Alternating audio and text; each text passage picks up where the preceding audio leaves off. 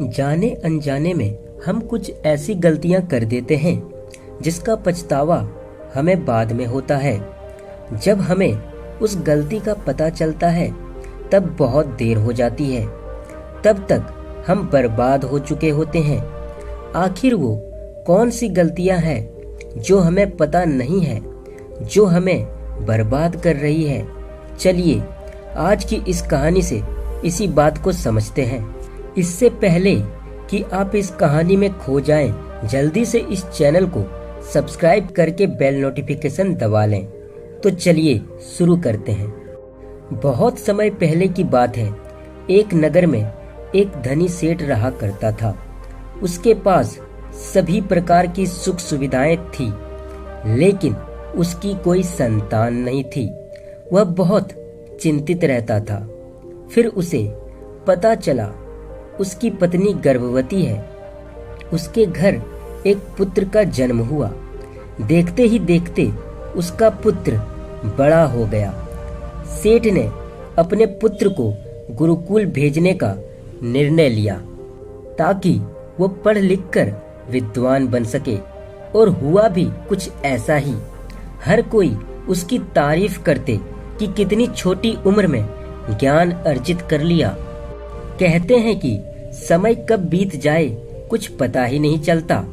ऐसे ही एक दिन उस बच्चे को पता चला उसके माता पिता की मृत्यु हो गई है।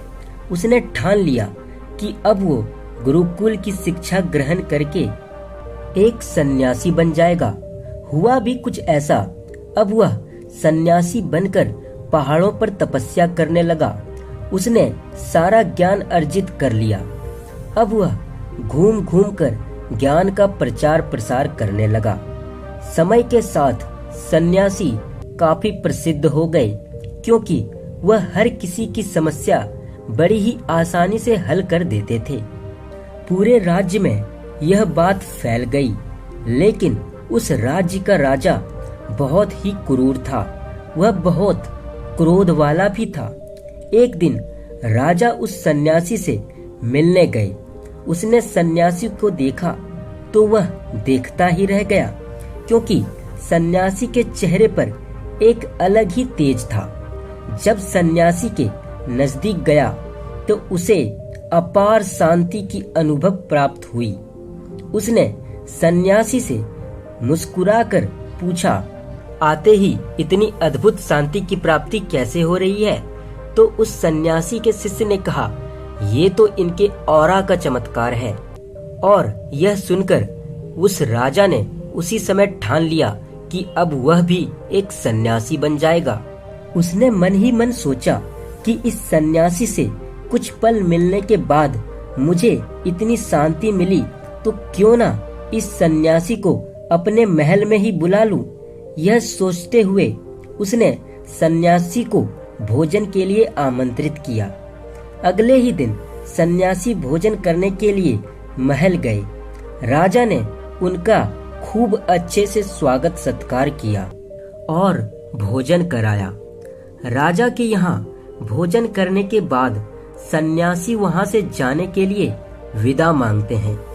यह सुनकर राजा ने कहा, आप हमारे बगीचे में जब तक चाहें रह सकते हैं। आपको यहाँ किसी भी प्रकार की कोई असुविधा महसूस नहीं होगी, और आप यहाँ रहेंगे तो हमारी प्रजा को भी अच्छा लगेगा। यह सुनकर सन्यासी ने राजा का प्रस्ताव स्वीकार कर लिया। राजा ने सेवक को आज्ञा दी कि राजा के लिए बगीचे में रहने के लिए प्रबंध किया जाए। उसके बाद वो सन्यासी के साथ बगीचे में एक कुटिया में बनाकर रहने लगे। सन्यासी को उस कुटिया में रहते रहते कई साल बीत गए। इस दौरान राजा ने उनकी खूब सेवा करी। लेकिन एक दिन राजा रानी को आवश्यक काम के लिए दूसरे राज्य जाना पड़ा।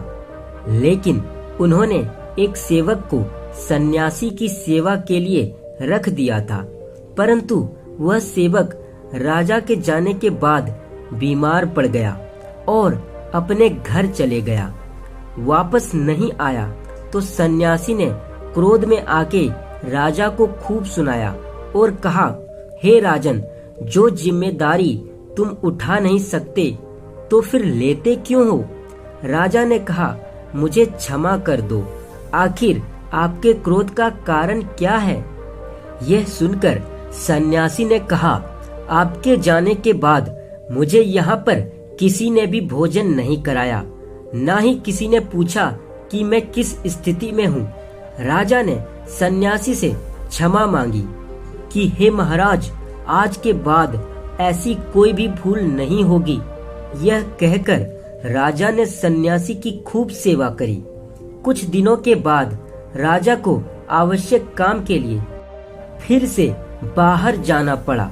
इस बार राजा ने जाने से पहले अपनी रानी से कहा कि जब तक मैं ना आ जाऊं तब तक आप सन्यासी की देखभाल करेंगी। रानी अब रोज सन्यासी को भोजन कराती थी, लेकिन एक दिन रानी नहाने के लिए चली गई और सन्यासी को भोजन देना भूल गई। सन्यासी ने काफी इंतजार किया, लेकिन कोई नहीं आया। सन्यासी ने सोचा, मैं ही महल जाकर देखता हूँ, भोजन क्यों नहीं आया अभी तक। फिर वह महल के अंदर प्रवेश कर जाते हैं। उनकी नजर रानी पर पड़ी।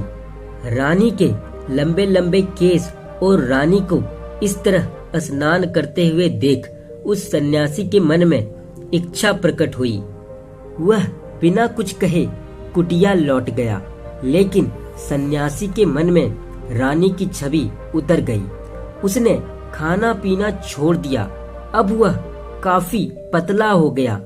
राजा ने आकर सन्यासी की यह दशा देखी तो पूछा, हे महात्मन, आपको क्या हो गया है?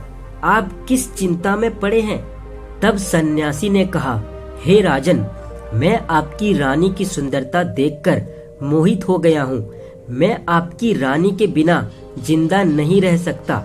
यह सुनकर राजा को सारी बात समझ आ गई।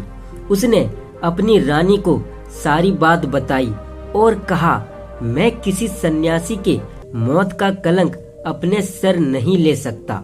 आप कृपया सन्यासी की मदद के लिए जाएं।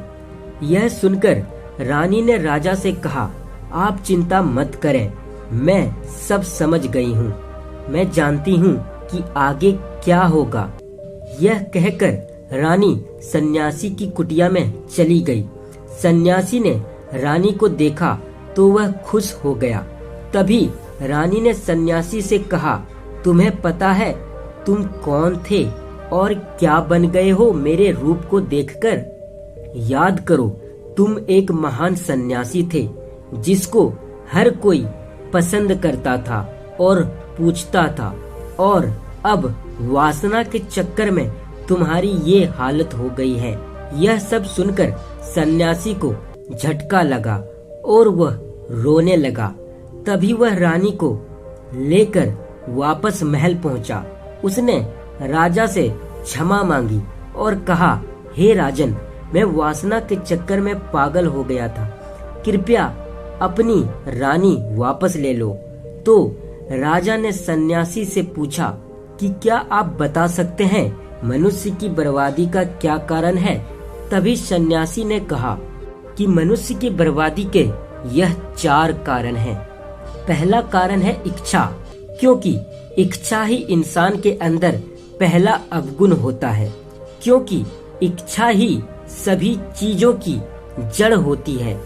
जो इच्छा को काबू करना सीख गया वह सब कुछ सीख गया। दूसरा कारण है वासना। वासना का जन्म इच्छाओं से ही होती है। जिस तरह इंसान का कोई अंत नहीं होता, वैसे ही जिस तरह इच्छाओं का कोई अंत नहीं होता, वैसे ही वासना का कोई अंत नहीं होता। इसलिए वासना से दूर ही रहें। तीसरा कारण है क्रोध।